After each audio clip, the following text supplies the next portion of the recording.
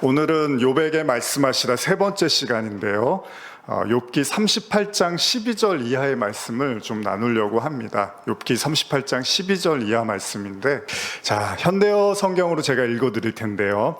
욥기 38장 12절 이하에서 제가 21절까지 현대어 성경으로 읽어드리겠습니다. 여러분들은 성경을 이렇게 보셔서 참고하셔도 되고, 또 제가 읽어드리는 걸 잘 들으셔도 됩니다. 자, 한번 읽어드리겠습니다. 천천히 한번 들어보시면 됩니다. 살아오면서 언제 내가 아침더러 밝아오라고 명령해 본 적이 있느냐? 새벽 보고 여기가 내가 있을 자리다 말해 본 적이 있느냐? 새벽에게 땅끝까지 한번 휘잡아 보라고 명령해 본 적이 있느냐? 못된 짓 하는 것들을 그 숨어 있는 곳에서 또 쫓아낸 적이 있느냐? 새벽이 되면 언덕과 계곡은 그 자태를 드러내지 않느냐? 진흙 위에 도장을 찍어 놓은 것처럼 선명하게 보이지 않더냐? 옷자락이 그 주름까지 보이듯 그렇게 잘 드러나지 않더냐? 한낮에 환하게 비추는 빛이 못된 짓 일삼는 것들에겐 너무나 환한 법. 거들먹거리며 힘께나 쓰며 살아가는 자들, 그들의 힘이란 것도 꺾이고야 말리라. 너는 바다 밑바닥에서 걸어보았느냐? 그 깊은 곳 후미진 데서 다녀보았느냐? 저승 문턱까지 가본 적이 있느냐? 지옥문을 구경한 적이라도 있느냐? 세상이 얼마나 넓은지 상상이라도 해보았느냐? 그래 안다면 한번 말해보아라. 빛이 도대체 어디서 오는 것인지 알기나 한단 말이냐? 어둠은 어떻고, 그래 어둠의 근원이 무엇인지 아느냐? 그래 내가 빛과 어둠에게 보여줄 수 있느냐? 그것들이 얼마나 멀리 갈 수 있는지를, 빛과 어둠을 다시 제자리로 데려올 수 있느냐? 아무렴 내가 그것을 모를 수가 있을까? 내 나이가 적지 않으니 말이다. 세상이 창조될 때 아마 내가 거기에 있었지. 욥기의 말씀을 제가 개역개정 성경은 좀 더 딱딱할 것 같아서 조금 더 부드럽게 읽어드리려고 현대어 성경을 읽어드렸는데요. 여러분들 그 하나님이 욥에게 나타나시고 질문하신 내용을 제가 한번 읽어드렸습니다. 글쎄요, 여러분들 이 질문에 대답을 하실 수가 있을까요? 지금 제가 이렇게 읽어드린 하나님의 이 질문들, 욥에게 하신 이 질문들에 대해서 여러분들은 어떤 답변을 가지고 계신가요? 그런 의미에서 오늘 한번 주제를 한번 읽어볼까요? 오늘의 제목입니다. 한번 같이 읽어볼까요? 시작. 아무것도 몰라요. 예. 아무것도 몰라요가 오늘 제목입니다. 혹시 여러분 사시면서 어리둥절하셨던 일이 있으십니까? 아마 요새 이제 여행 많이 가시니까 오늘 또 이렇게 여행 잘 다녀오신 우리 집사님 계신데, 여행이 대세다 보니까 또 해외여행을 주로 많이들 가죠, 사람들이. 그러다 보니까 이제 종종 경험하셨을 수도 있습니다. 그게 뭐냐면 언어 때문에 겪는 어려움입니다. 언어. 저도 이제 2011년경에 제가 프랑스로 단기 선교를 갔었는데, 저 그때 처음 해외에 나간 거였습니다. 처음 나간 게 프랑스였는데, 그때 일이 저는 종종 생각이 납니다. 이제 공부를 좀 열심히 하고 갔으면 좋겠는데, 이제 갑자기 결정된 단기 선교다 보니까 그냥 이렇게 잠깐 이제 뭐 이렇게 훈련받고 그랬는데, 그러니까 언어에 이제 치중을 하고 해야 되는데 그러지 못했어요. 그러다 보니까 이제 잘 쓰는 우리가 불어 중에 이제 몇 마디만 이제 했는데, 그 중에 하나가 봉주르 하고, 그 다음에 메르시 복구, 이거 두 가지입니다. 그래서 뭐 멸치 볶음 뭐 이렇게도 하는데, 메르시 복구가 이제 매우 고맙다는 얘기고, 메르시는 그냥 고맙다는 얘기입니다. 그리고 봉주르 아시죠? 이렇게 인사하는 요 정도 가지고 이제 갔는데, 근데 여러분들도 이제 이해가 되실 게, 여러분 한국에 있는 많은 학생들이요, 중학교 고등학교 때 뭐 이렇게 영어 배우잖아요. 근데 영어 배운다고 영어 잘하나요? 그렇지는 않습니다. 다 읽고 해석은 하지만 말하는 거는 다른 거죠. 저도 고등학교 때 불어를 좀 공부를 했었습니다. 그리고 대학 때도 불어를 조금 공부를 했는데, 그리고 나서 그 이후에도 불어에 관심을 갖고 공부를 좀 하기는 했는데, 그렇다고 해서 말이 이렇게 잘 술술 나오지는 않더라고요. 직접 부딪히지 않으니까 불어를 별로 쓸 일이 없는 거죠. 영어 울렁증이라는 말 있잖아요. 그래서 우리나라 사람들, 그래서 외국 사람들이 말을 걸면 어떻게 하죠? 막 피하고 도망가고 뭐 이러기도 하잖아요. 사람들이 이렇게 영어 문제 같은 거 풀라 그러면 해석도 하고 뭐 단어도 이제 암기를 많이 한 것 같지만 막상 현실에서는 말이 잘 튀어나오지가 않는 거죠. 그러니까 막 그냥 식은땀이 흐르고 뭐 무슨 말을 해야 될지 모르고 막 그러잖아요. 저도 단기 선교를 이제 처음 갔을 때 프랑스에 갔을 때 아주 꿀먹은 벙어리가 됐습니다. 그래서 그냥 이렇게 멍하니 눈치 보다가 위 이제 위가 yes예요. yes. 위 아니면 오케이 이제 이 말만 계속 하는 거예요. 뭐 쉽지가 않더라고요. 물건 하나 마음 편히 살 수가 없고 슈퍼 들어가도 그렇고 또 누가 이렇게 말 걸면 이제 부담스러운 거죠. 근데 이게 이제 단기 선교 때는 이제 그러고 이제 며칠 있다가 돌아온 거니까, 그런데 이제 처음 프랑스로 이제 선교를 떠났을 때는 또 얘기가 달라지는 거죠. 왜냐하면 이거는 단순히 여행을 간 게 아니라 이제 사역을 하러 왔습니다. 사역을 하러 왔으니까 얼마나 책임감이 커요. 여기서 뭔가 예수님을 전해야 되는데 뭘로요? 불어로 전해야 되는데 마음속에 부담감이 너무 큰 거예요. 그러다 보니까 또 말이 더 잘 안 나오는 거죠.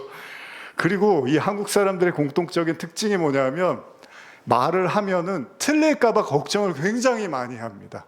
그냥 말을 해서 틀리잖아요, 당연히. 잘 모르니까 틀려야 되는데 틀릴까봐 또 말을 안 하는 거예요. 그러니까 한국 사람들이 약간 이렇게 뭔가 뭐라 그러죠? 수줍음이 많다라고 또 오해를 하는 사람들도 있었어요. 지금 욥을 이제 여러분들이 보시고 계시는데 하나님이 욥한테 질문을 막 쏟아냅니다. 지금 제가 읽어드린 게 다가 아니잖아요. 하나님이 욥을 보자마자 네가 이거 알아? 저거 알아? 이거 알아? 어떻게 생각해? 막 수많은 이야기들을 합니다. 문제는 뭐냐면 욥이 하나도 대답을 못하는 거예요. 아니, 욥이 알 수 없는, 대답할 수 없는 얘기를 계속 하나님이 물어보고 계십니다. 참 굉장히 당황스럽고 참 어렵습니다. 내가 대답할 수 없는데 계속 물어보시는 거예요. 지금 물어보시는 이 질문 자체가 욥이 대답할 수 있는 차원의 것들이 전혀 아니었다는 거죠. 가끔 제가 이제 아이가 이렇게 숙제하거나 공부하다가 저한테 이렇게 문제를 들고 올 때가 있습니다. 아마 두 가지 의도인 것 같아요. 정말 몰라서 저한테 물어보는 경우도 있고, 내가 이렇게 어려운 공부를 하고 있다는 걸 저한테 보여주고 싶은 거죠. 아빠, 이 문제 좀 한번 봐봐. 이것 좀 한번 풀어줘. 이렇게 저한테 물을 때가 있어요. 그럼 제가 문제를 이렇게 쭉 봐요. 그러면 기가 차는 거예요. 분명히 저도 학교에서 공부를 했고 저도 고등학교 나왔고 했는데 이게 무슨 말인지를 잘 모르겠는 거예요. 그러니까 애도 이제 알고 물어보는 거죠. 아빠 못 풀 줄 알고. 이게 너무 아득해서 기억도 안 나고 또 그때도 어려웠던 문제였던 것 같아요. 그러니까 나중에 아빠가 지금 좀 딴 거 뭐 해야 돼. 그러면서 이렇게 나중에 봐줄게 이러면서 다시 문제를 돌려주기도 하고 그러는데 해줄 말이 없더라고요. 예전에 제가 학교에서 이제 공부할 때, 대학원에서 공부할 때, 제가 이제 뭐 인문학 하고 그랬을 때, 이제 숙제로 책을 이렇게 이제 요점 정리를 얼마큼 뭐 1단원, 2단원 이렇게 해오라고 숙제를 내줬어요, 매주마다. 철학책을 이제 주로 많이 봤는데, 여러분 철학책 이렇게 보면요, 한 챕터만 봐도요, 이게 한국말로 쓰였는데 무슨 말인지 도무지 이해가 안 가는 그런 책들이 많이 있습니다. 이게 분명히 한국말을 하고 있는데 도대체 무슨 말인지를 하나도 못 알아듣겠는 거예요. 그래서 뭐 어떤 분은 칸트 아시죠? 여러분 칸트라는 이름 들어보셨죠? 그렇게 칸트 책이 어렵다 그러더라고요. 그래서 칸트 책 같은 경우는 많이 공부하신 분들도 이게 무슨 말인지 뭐 이런 생각을 할 정도로 어렵다고 하더라고요. 지금 욥의 심정이 그렇습니다. 욥이 고난으로 굉장히 힘들고 지쳤는데 하나님이 던지는 질문에 욥이 하나도 대답을 할 수 없는 말들만 계속 물으시더라는 거예요. 아마 욥이 이렇게 들으면 뭐라고 생각했냐면 기가 찼을 거예요. 아니, 이런 질문을 왜 나한테 하시지? 왜 하나님이 내가 모르는 걸 이렇게 자꾸 물어보시지? 그렇게 욥이 그런 질문들을 들으면서 하나님께서 쏟아내실 때 불현듯 한 가지 생각이 들었을 겁니다. 무슨 생각이 들었을까요? 내가 아는 게 거의 없구나. 하나님을 만나니까 아는 게 하나도 없다는 생각이 들기 시작했을 거예요. 아마 제가 여러분들한테요, 문제를 하나, 이렇게 수학 문제를 들고 왔는데, 덧셈하고 뺄셈만 이제 가득한 문제를 여러분한테 드리면, 여러분들이 큰 문제 없이, 문제를 해결하실 수 있을 겁니다. 근데 반대로 제가, 제 아이가 풀고 있는 고등학생들이 푸는 수학 문제를 갖고 오면 얘기가 다를 겁니다. 아마 거의 풀기가 어려우실 거예요. 그래서 그냥 찍는 거하고 푸는 거랑 별 차이가 없을 수도 있습니다. 분명히 난이도에 따라서 현격한 차이를 보인다는 거예요. 쉬운 문제 앞에서는 내가 너무 잘하는 사람 같은데 어려운 문제 앞에서는 하나도 모른다라는 생각이 들 수 있다는 겁니다. 하나님은 지금 욥이 대답할 수 없는, 하나도 대답을 못합니다. 욥이. 그때 욥은 명확하게 깨닫습니다. 욥이 사실요, 고난을 당할 때는 어떤 생각을 하냐면, 사람이요 고난 당하면 굉장히 센치해지잖아요. 그러면 내가 마치 이 세상의 모든 삼라만상을 다 해탈하고 깨달은 사람 같은 생각이 들어요. 인생은 이렇고 세상은 이렇고 자연은 이렇고 사람들은 이렇고 막 그런 거 이렇게 우수히 젖어서 내가 마치 세상 모든 이치를 깨달은 것 같은데, 하나님을 만나니까 아무 말도 못하는 거예요. 아무것도 모르겠는 거예요. 고난을 당할 때는 하나님은 참 나도 돕지 않으시는 무력한 하나님이시다, 인생의 허무함을 논하고 그랬던 욥인데, 지금 하나님의 질문 앞에서 욥은 한 번도 생각해 보지 못했던 그 신선한 질문 속에서 자기가 알고 있는 지식과 지혜가 얼마나 알량한 것인지를 느끼게 되더라는 겁니다. 제가 이 지점에서 오늘 이제 하나님의 임재에 대한 말씀을 좀 여러분과 드리고 싶은 건데, 이전에도 제가 종종 여러분과 나눴던 말씀입니다. 그 얘기는 중요하다는 거고, 그리고 여러분들이 이미 알고 있는 내용이어서 제가 오늘 설교하는데 크게 어렵지는 않으실 거예요. 그러나 한 번 정도 더 깊이 생각해 보셨으면 좋겠어요. 제가 이사야 6장 1절에서 5절을 현대어 성경으로 읽어드릴게요. 잘 아시는 내용입니다. 우시야 왕이 죽던 해에 나는 주님을 보았다. 주님은 높이 들린 보좌에 앉아 계시고 성전은 그분의 영광으로 가득 차 있었다. 그분 위에는 날개가 6씩 달린 스랍들이 날고 있었다. 두 날개로는 얼굴을 가리고 다른 두 날개로는 발을 가리고 나머지 두 날개로는 날아다녔다. 그들은 웅장한 교송 합창으로 이렇게 노래해야 하였다. 거룩하시다 거룩하시다 거룩하시다 만군의 여호와여, 온 세상이 그분의 영광으로 가득 차 있구나. 그 장엄한 소리로 성전이 기초까지 흔들렸으며 성전 안은 연기로 가득 찼다. 여러분, 이사야가 그 위대한 하나님의 임재를 목격하는 순간입니다. 엄청난 순간이에요. 여러분들 앞에 하나님이 임재하셨다는 거예요. 그런데 그 이사야가 뭐라고 합니까? 이사야 6장 5절에 그때 내가 외쳤다. 이제 나는 죽었구나. 입술이 더러운 이것이 입술이 더러운 사람들과 어울려 살면서 만군의 여호와신 임금님을 눈으로 직접 뵙다니, 아, 이제 나는 저주받은 몸이 되었구나. 여러분, 이사야가, 제가 이 구절을 처음 읽어드리는 게 아니잖아요. 이사야가 정말로 입이 더러운 사람이었을까요? 욕을 많이 하고 사람들 뒷흉을 많이 보고 정말로 악질의 사람이어서 이런 생각을 했을까요? 죄송합니다. 그런 사람이 아니었을 거 아니에요. 그런데도 불구하고 하나님이 나타나자 갑자기 나는 망했다 이런다는 거예요. 그리고 나는 입이 더러운 사람이라고 말하고 이제 나는 죽었구나 이런 말을 한다는 거죠. 쉽게 말하면 하나님의 거룩함이 너무나 눈부셔서 그 앞에서 자기의 의로움이라는 게 한낱 때 더러움에 불과하지 못하다는 걸 이사야가 고백하기 시작하더라는 겁니다. 그래서 제가 가끔 이 구절을 예를 들면서 사람들에게 나누는 게, 우리가 좀 오해할 수 있는 것 중에 하나가 하나님을 만난다는 게요. 여러분, 진짜 하나님을 만나시잖아요. 그러니까 하나님이 은혜도 주시고 마음의 평안도 주시고 위로 주시고 다 맞습니다. 근데 여러분, 진짜 하나님을 가까이 하시면요, 황홀하고 신비스러운 것만 있는 게 아니라 반대로요, 하나님을 만나는 순간에 자기의 현실이 딱 드러난다는 거예요. 자기의 실체를 인식하게 된다는 겁니다. 그래서 자기의 본 모습을 깨닫게 되는 이런 과정들을 겪기도 한다는 겁니다. 예를 들면 이런 겁니다, 여러분. 예수님을 사랑한다고 베드로가 매일 이렇게 노래를 부르잖아요.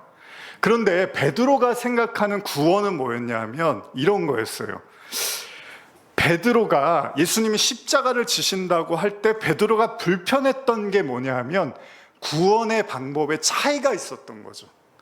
뭐냐하면 베드로가 생각했을 때는 예수님이 하나님의 아들로 오셨으니까 사람들을 구원하시려면 어떻게 하죠? 기적을 더 많이 행하시고 그리고 더 많이 가르치시고 귀신 쫓아내심으로써 사람들이 인정하면서 메시아로 이렇게 추대할 거라고 생각을 했던 거죠. 그래서 제자들이요, 예수님이 십자가 진다고 할 때 뭐라고 했냐면 제자들이 모여서 영의정 좌의정에서 내가 어떤 자리에 앉을 건지 이런 다툼을 했다는 겁니다. 그런데 예수님이 생각하시는 구원은 좀 달랐습니다. 어떻죠? 예수님은 그가 가진 능력을 통해서 사람들의 인정을 받고 찬사를 받아서 이스라엘의 왕이 되려고 했던 게 아니라 로마의 압제로부터 벗어나게 해주는 강력한 어떤 힘을 가진 존재로서의 메시아가 아니라 십자가에서 무력하게 죽음으로써 구원을 완성하려고 했다는 겁니다. 여기서 베드로가 혼란을 느낍니다. 자신의 생각과 하나님의 생각이 너무나 다르다는 거예요. 내가 생각했을 때는 예수님이 힘을 통해서 구원하셔야 되는데 예수님은, 하나님은 십자가에서 무력하게 구원을 하시겠다고 하니까 베드로가 나중에는 예수님을 저주까지 하게 되더라는 겁니다. 어쩌면 욥이요, 실컷 고난을 당하고 생각한 것이라고는 어떤 생각을 했을까요? 내가 고난당하니까 하나님이 나를 버리셨을 거야. 참 하나님은 불공평하셔. 아무리 선하게 살아도 소용이 없어. 나처럼 착하게 살았어도 이렇게 고난받잖아. 이런 원망과 불평으로 가득 차 있었을 수도 있습니다. 그런데 그런 욥에게 하나님이 나타나셔서 미안하다고 한마디도 안 하십니다. 그리고 전혀 대답할 수 없는 창조의 세계와 섭리를 연거푸 질문하심으로써 하나님은요, 욥이 관심하고 있는 것보다 훨씬 더 크고 위대한 분임을 드러내고 계십니다. 욥의 관심에 전혀 관심이 없어 보이는 것처럼 보입니다. 그것은 세상의 힘과 권력이 하나님이 부여하신 신적 능력을 통해서 구원을 하는 것이 아니라 처참하고 무력한 십자가로 구원하시겠다는, 그리고 그 구원이 가능하겠냐는 베드로의 생각과 다르지 않을지도 모른다는 겁니다. 다시 말하면요, 분명히 이 땅에서 너무나 억울하고 고통받은 욥인데 하나님은 그런 거에 관심이 없고 창조의 질서 원리를 물으면서 네가 생각하고 고민하는 게 다가 아니다라고 말씀을 하시는 거예요. 하나님이 그러신 거예요. 지금 너는 네가 그 생각과 고민에 푹 빠져 있는데 그게 다가 아니야 라고 하나님이 말씀하시는 거죠. 사실 우리가 이 지점에서 욥과 하나님이 뭔가 대화가 안 되는 것 같습니다. 수학으로 말하면 뭐라 그러죠? 이런 집합을 무슨 집합이라 그러죠? 교집합이라 그러죠. 그러니까 교집합, 하나님과 욥이 교차하고 있는 요소가 전혀 없는 것으로 보여요. 교집합적인 요소가. 그러니까 욥이랑 하나님이 완전히 다른 생각을 하는 것처럼 보입니다. 욥은 하나님을 전혀 이해를 못하겠고 하나님도 욥을 전혀 이해 못하는 것처럼 보인다는 겁니다. 우리가 이걸 뭐라고 하냐면 동문서답 혹은 우이독경이라고 말하죠. 말해봤자 소용이 없는 거예요. 서로 다른 말을 신나게 늘어내는 것처럼 보입니다. 다시 말하면 욥은 자신이 겪은 고통으로 내가 너무 불쌍해요. 내가 너무 안 됐어요. 내가 정말로 한이 많아졌어요. 그런데 하나님은 아예 관심이 없어 보이는, 너는 너고 나는 나지, 이런 하나님처럼 보인다는 겁니다. 근데 여러분 정말 그럴까요?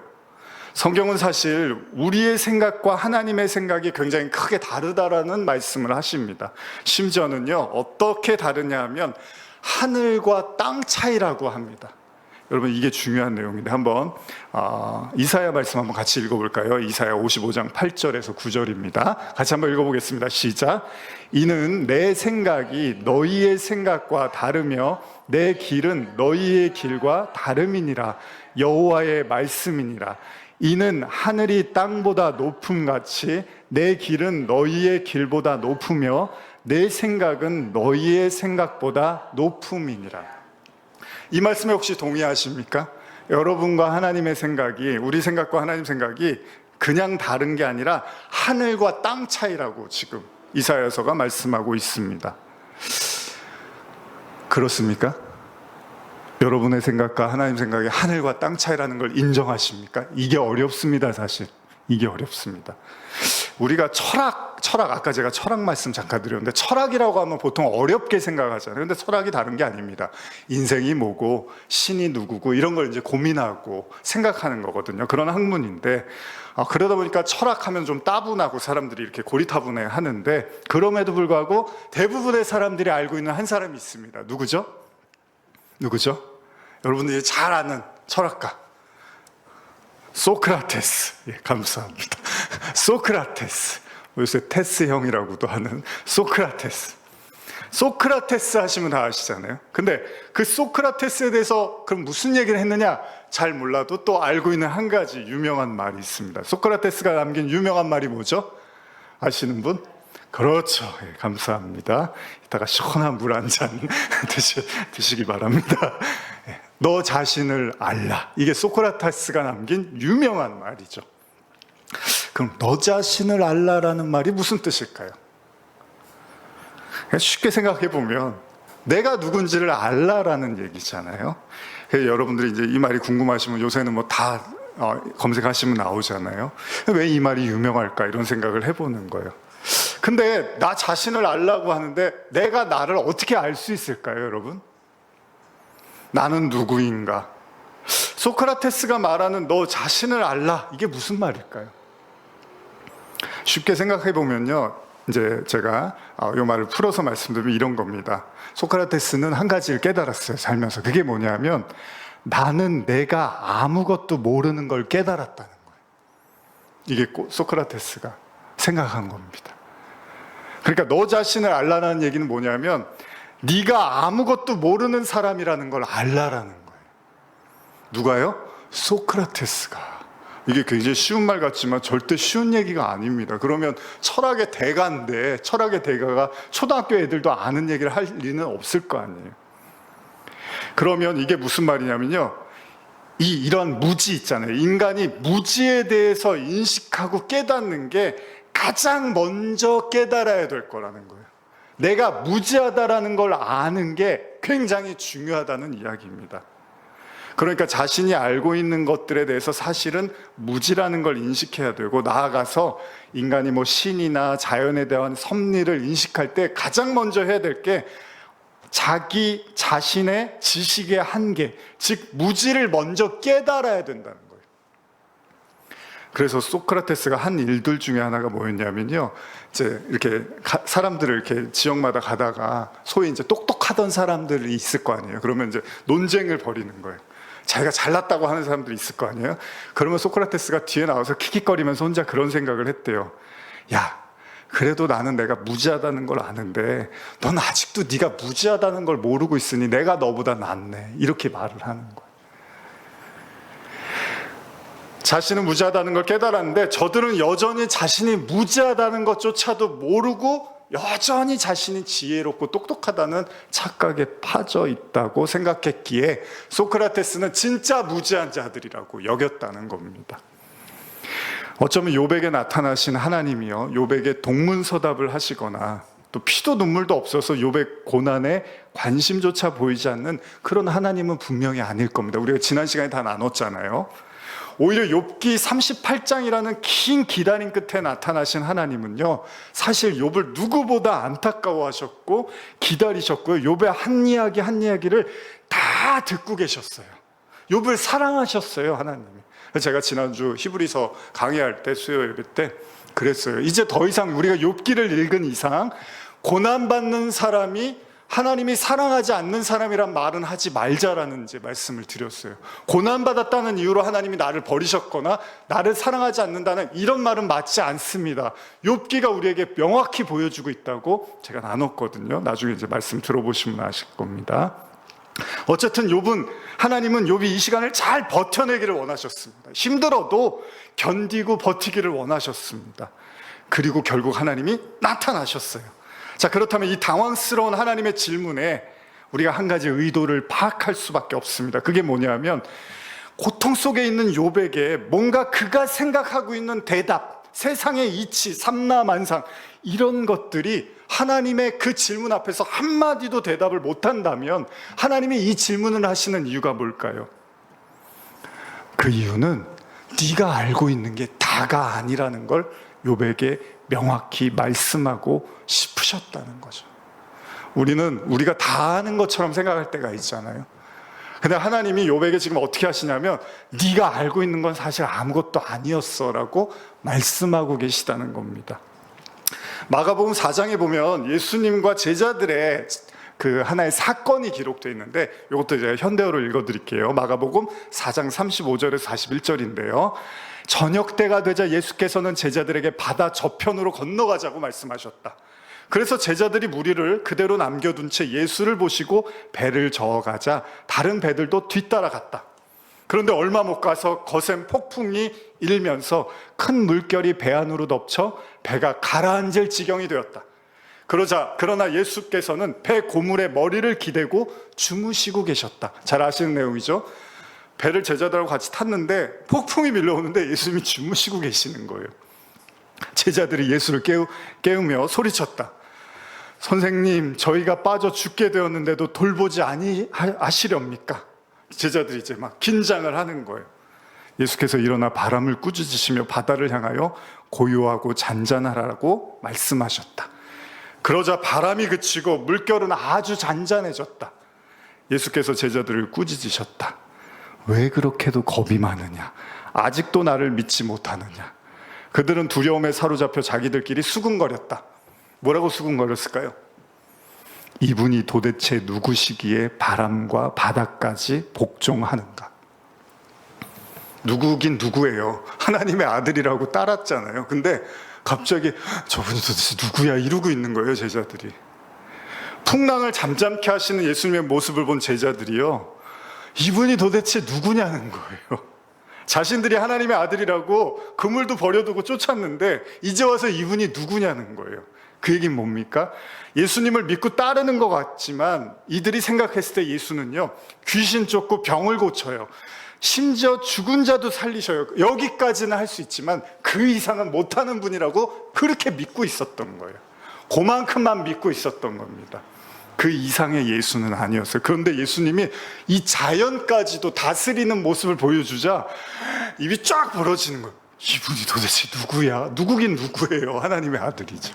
못 믿었다는 얘기입니다. 선지자들도 할 수 있는 정도까지는 믿었지만 하나님의 아들로서의 자연까지 움직이는 분이라고는 상상도 못했던 거예요. 오로지 하나님만 하실 수 있을 거라고 생각했던, 그래서 창조주만이 가능할 거라고 생각했던 그 자연의 통치를 예수님이 보여주시더라는 겁니다. 지금 버젓이 예수님이 그 일을 행하는 제자들에게 그 모습을 보자 제자들이 어안이 벙벙하고 이분이 누구냐고 연신 물어보고 있더라는 겁니다. 여러분들은 어떠십니까? 여러분들이 믿는 예수님은 어디까지입니까? 제가 이렇게 예전에 많이 이렇게 들었던 이야기들은 굉장히 신앙생활 오래 하시는 분들이, 제가 가끔 말씀드리지만, 아유, 천국이 어디 있습니까? 죽어봐야지 아는 거죠.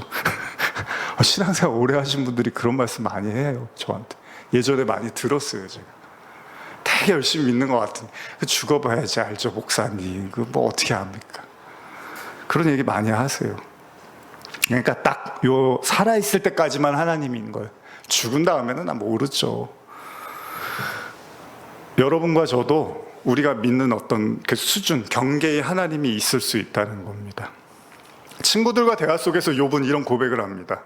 고통의 한복판에 서 있는 욥 자신이 아는 게 하나도 없다는 걸 알게 돼요. 여러분, 사람이 고난받으면요, 아는 게 하나도 없다는 걸 알게 됩니다. 좀 재밌는 얘기로, 제가 금요일 날 이제 아내하고 뭐 이런저런 얘기하다가 토요일 날 이제 좀 어머니한테 한번 좀 이렇게 다녀와야겠다 뭐 이런 얘기를 주고받고 하다가 뭐 이제 뭐 연락이 됐는데 이제 다른 또 일정이 있으시다 그래서 이제 뭐 취소는 했지만, 그날 밤에 제가 이렇게 집에서 TV 보다가 잠깐 이제 화장실 이렇게 나가는데 발을 어디 탁 부딪혔는데 갑자기 발톱이 그냥 탁 깨지면서 그냥 이제 피가 나면서 이제 발가락을 다친 거예요. 그래갖고 잘 못 걷겠는 거예요. 그래서 오늘 좀 이제 나아지긴 했는데, 그리고 나서 이렇게 앉아 있는데 그런 생각이 든 거예요. 야, 내일 계획도 내일 계획도 이렇게 하루 저녁 후 잠깐 한두 시간 새에 이렇게 일그러지는 걸 보면서, 제가 우리 집사님 이제 여행 가신다 그럴 때 감기 걸리시지 말아야지 막 혼자서 그런 생각 되게 많이 했거든요. 오래 가 계시는데 또 혹시 감기라도 걸리시면 안 되잖아요. 사람이요, 그 한순간에 어떤 일이 일어날지 모르더라는 겁니다.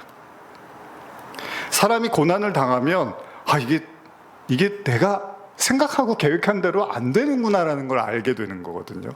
욥이 이런 말을 합니다. 욥기 28장 20절 이하 제가 읽어드릴게요. 현대어 성경으로 23절까지. 도대체 지혜는 어디서 오는 것일까? 도대체 깨달음은 어디서 찾아볼 수 있을까? 살아있는 모든 피조물이 지혜를 깨달음을 본 적이 없어.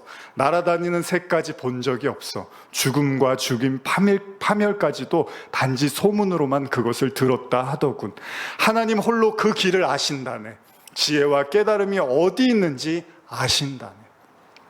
여러분, 사람이 건강할 때는 잘 모르다가요, 몸이 약해지고 아프면 알 수 있는 것들이 있습니다. 지금 말씀드린 것처럼 우리가 마음먹은 대로 할 수 있는 게 없다는 걸 아프면 알게 됩니다. 건강할 땐 내가 계획하고 생각한 대로 밀어붙일 수가 있습니다.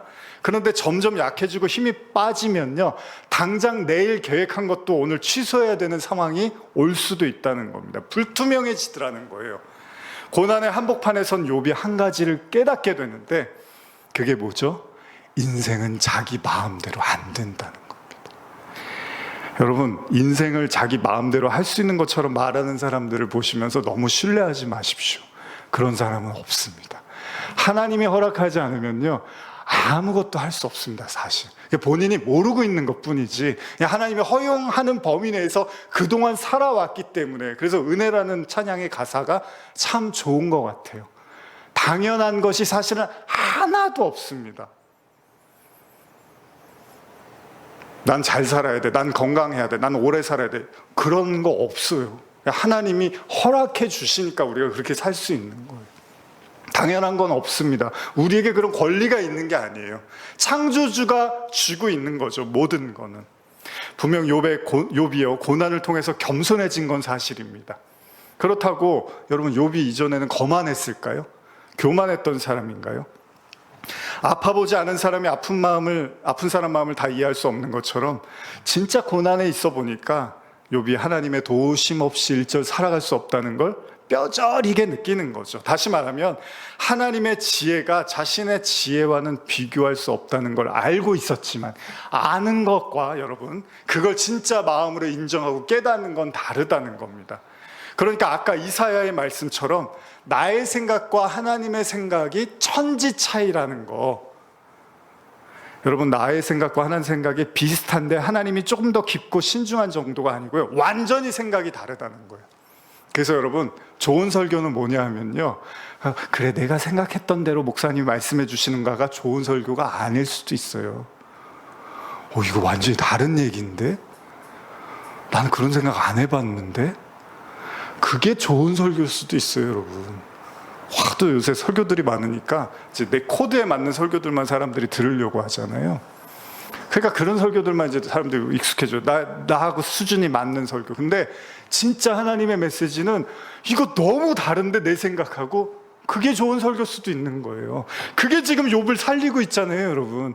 하나님을 만난 욥이요, 한 번도 못 들어본 얘기만 지금 엄청 쏟아내고 있는 하나님을 만나잖아요. 근데 우리는 어때요? 내가 들어보고 알았던 얘기들만 계속 하나님도 해주기를 원하잖아요. 그게 아닐 수도 있다는 겁니다. 특히 고난에 있을 때는 더 그렇습니다. 욥기 38장 33절에서 38절 한번 같이 읽어보겠습니다. 욥기 38장 33절에서 38절, 이건 성경으로 한번 읽어보겠습니다. 자, 오늘 말씀을 떠올리면서 한번 읽어보겠습니다. 시작. 하늘을 움직이는 법칙을 아냐? 그 법칙을 땅에 적용할 수 있단 말이냐? 욥기 38장 33절 이하입니다. 자, 34절 읽겠습니다. 내가 구름에게 명령하여 내 위에 비가 쏟아지게 할 수 있느냐? 내가 명령하여 번개를 치게 할 수 있느냐? 또 그 번개로 하여금 뜻대로 하시지요 라고 말하게 할 수 있느냐? 따오기에게 지혜를 주어 나일강에 홍수가 날 것이나 말하게 이는 누구더냐? 누가 달개에게 슬기를 주어 비 내릴 것을 알리게 하느냐? 누가 그리도 슬기로워 떠다니는 구름을 일일이 헤아리겠느냐? 누가 구름을 기울여 비가 쏟아지게 하더냐? 누가 티끌을 딱딱한 흙덩이가 되게 하더냐? 또 그 흙덩이가 서로 달라붙게 한 것이 누구냐? 제가 아마 현대어로 읽어드린 것 같아요. 계속된 말씀이 있지만 제가 여기까지 읽어드리겠습니다. 자, 이 질문에 욥이 또 대답을 할 수 없습니다. 지금 욥이 하나님 앞에서 명확하게 깨달은 게 뭡니까? 하나님, 제가 아무것도 모르네요. 이게 욥이 깨달은 거예요. 물론 욥이 자신의 지혜와 지식을 뽐내던 사람은 아니었지만 그렇다고 자신의 지식과 지혜를 불신했던 사람도 아닙니다. 왜냐하면 욥은 내가 그래도 똑똑하고 선하다고 믿었던 사람이었습니다. 그리고 그 이후로 하나님이 자신을 의롭다고 여겨주셨다고 생각했던 거예요. 그런데 지금 하나님 앞에 선 욥이 깨닫습니다. 그게 뭐죠? 내가 그렇게 선하지도 않고 똑똑하지도 않고 지혜롭지도 않고 오히려 무지한 사람이었다는 걸 알게 됐다는 거예요. 마치 하나님을 만났던 이사야처럼 욥이 자신의 어떤 나약함을 알게 됐다는 겁니다. 근데 여러분, 이 지점에서 여러분 잘 생각해 보셔야 될 게, 이게 나쁜 걸까요, 여러분? 이게 좋지 않은 내용인가요? 그렇지가 않다는 겁니다. 그리고 여러분과 제가 구원의 길로 향할 때 반드시 깨달아야 되는 지점이라는 거예요, 이게. 자, 로마서 7장 18절 한번 우리 PPT를 통해서 같이 읽어볼까요? 로마서 7장 18절입니다. 시작. 내 속 곧 내 육신에 선한 것이 거하지 아니하는 줄을 아노니 원함은 내게 있으나 선을 행하는 것은 없노라. 현대어로 읽어드릴게요. 나는 내 육신 안에 올바른 것이 하나도 없다는 사실을 알고 있습니다. 아무리 몸부림쳐도 나는 나에게 올바르게 일을 할 수가 없습니다. 나는 그렇게 하고 싶어도 되지가 않습니다. 바울이 예수님을 만나고 깨달은 게 뭐냐면 내 안에 선이 없다는 걸 알았다는 거예요. 뭐 자주 말씀드렸죠. 근데 이게 중요한 게 뭐냐면 내가 선이라고 믿고 행하던 것들이 하나님을 진짜 만나보니까 그게 선이 아니라는 걸 알았다는 거예요. 그러면 여러분 이게 왜 중요합니까? 내가 선을 잘못 알고 있었던 거잖아요. 그래야지 우리가 진짜 선하신 하나님을 만날 수가 있는 거예요. 일단 아이가 예전에 뭐 비유로 들면 항아리 같은 데다가 아이가 손을 넣었는데 손이 안 빠지더래요. 그래서 거기에 손을 왜 넣었냐고 했더니 공이 있어서 그거를 집을 꺼내려고 넣었는데 안 빠지는 거예요. 그래서 그냥 부모님들이 손을 빼려고 막 잡아당기는데도 안 나오는 거예요. 그래서 큰일 났다. 이거를 이제 어떻게 해요? 깨야지 하고 깨버리니까 어떻게 해요? 아이가 공을 쥐고 안 놓고 있었던 거예요.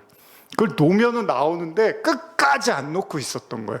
여러분, 하나님을 만나는 과정에서 먼저 선행되는 게 있는데 그게 뭐냐면 내가 알고 있는 선이 아니구나라는 걸 알아야지만 진짜 하나님의 선을 우리가 받아들일 수가 있습니다. 그래서 나중에 바울이 이런 이야기를 해요.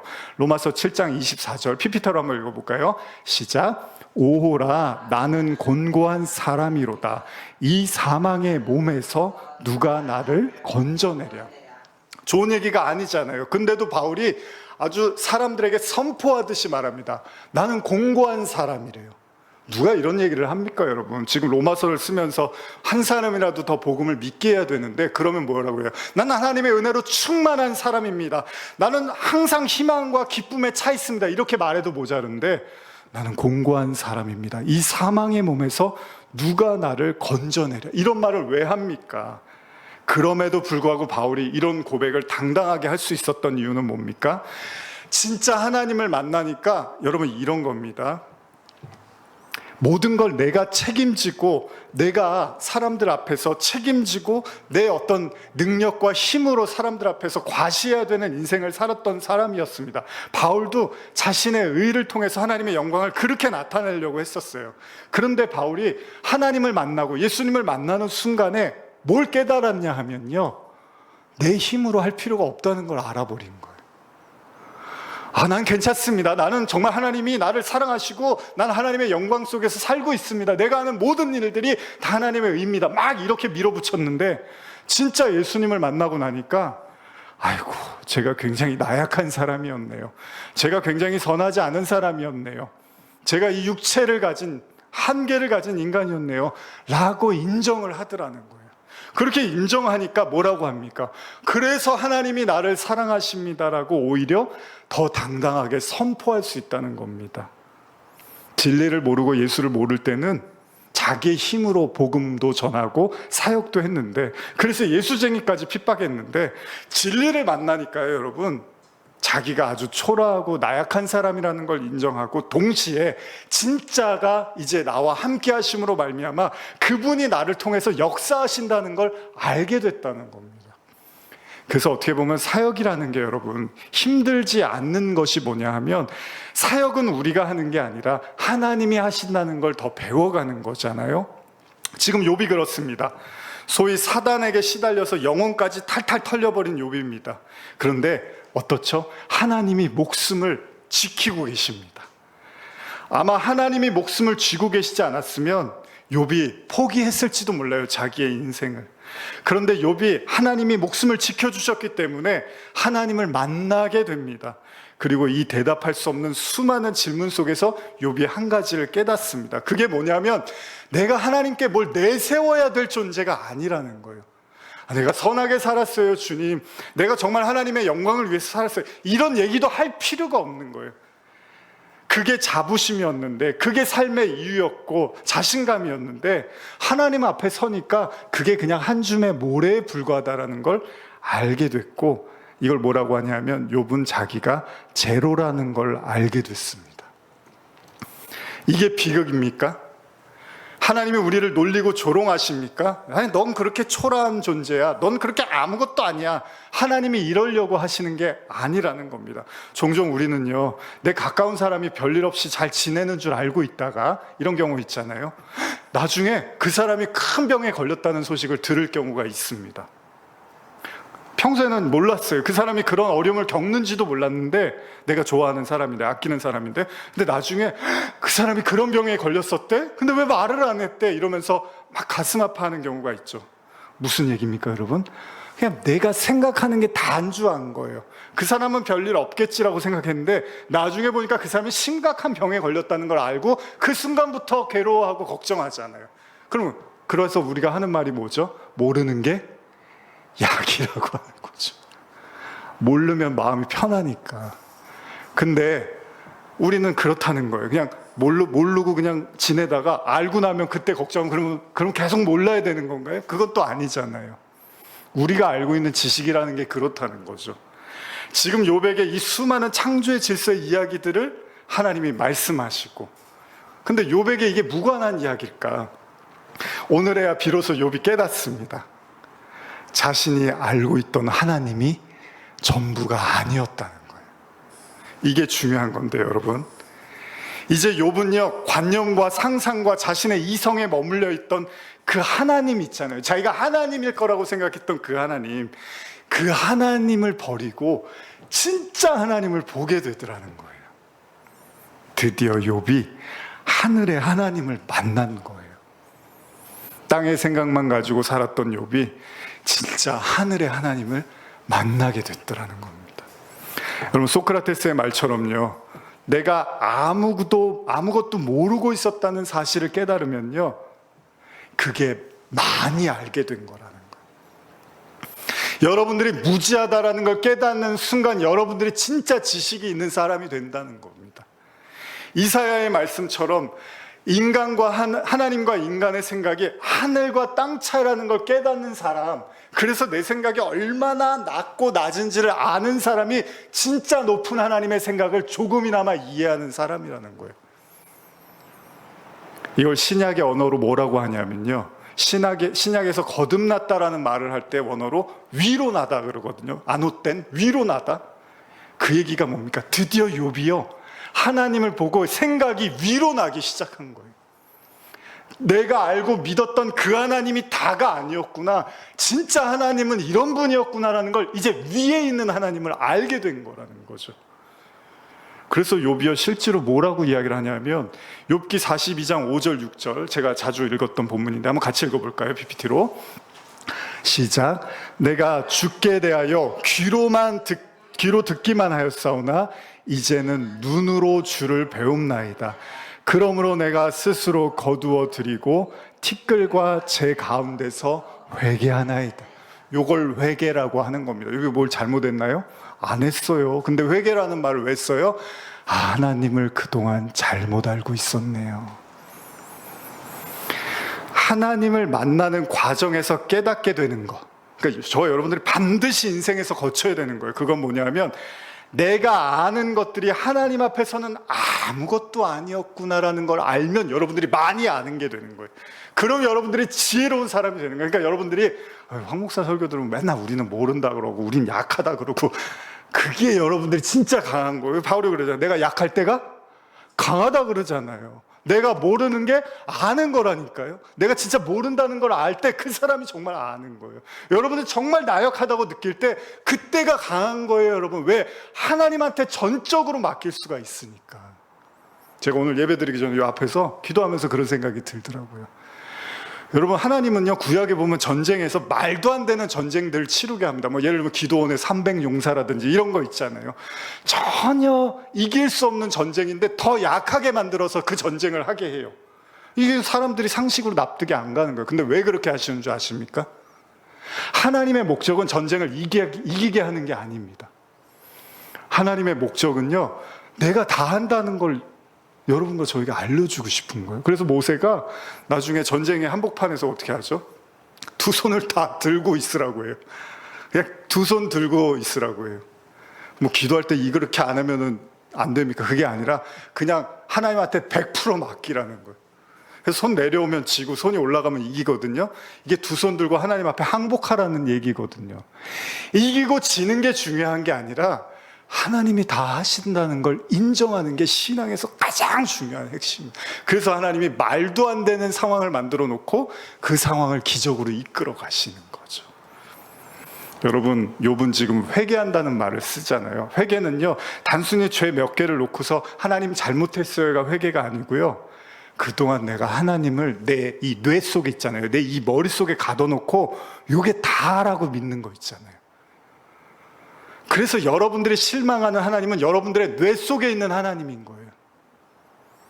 진짜 욥이 만난 하나님은 그 하나님이 아니에요. 욥의 뇌 안에 있는 하나님이 아니라 진짜 이 모든 만물을 주관하는 창조주 하나님을 만나니까 이게 도대체 누구야? 제자들처럼. 이게 도대체 누구야? 여러분들이 예배드리면 말씀 보면서 이런 생각이 들어야 되는 거예요. 이게 도대체 누구야? 근데 예배 드리고 말씀 봤는데 뭐 맨날 하나님 똑같지 뭐 이러면 의미가 없는 거예요. 그 왜 여러분들 뇌 속에 하나님이 그냥 딱 그만큼 그 수준인 거예요. 아니에요, 여러분. 욥의 고통은 결코 무의미하지 않습니다. 여러분과 저에게 오는 환난과 어려움이 있다면 절대 무의미하지 않습니다. 왜 그런 줄 아십니까? 그 고난을 비집고 들어가서 하나님이 자기를 확 계시해 버릴 거예요. 왜? 여러분을 사랑하시니까. 여러분, 반드시 성도는 이 땅에서 그 하나님을 만나야 되는 거예요, 여러분. 죽어서 만나는 게 아니라 여기서 만나야 돼요. 그래서 하나님이 욥에게 이 모든 시련을 허용하실 겁니다. 그 하나님이 욥을 비집고 들어가시려고. 여러분들이 지금 겪고 있는 모든 고난은요, 하나님께 나아가는 고속도로입니다. 하나님께 더 빨리 가까이 가는 길임을 잊지 마시고, 그 고난도 결국 우리에게 축복이라는 사실을 고백하시기를, 인정하시기를 주님의 이름으로 축원합니다. 기도하시겠습니다. 하나님 아버지, 감사합니다.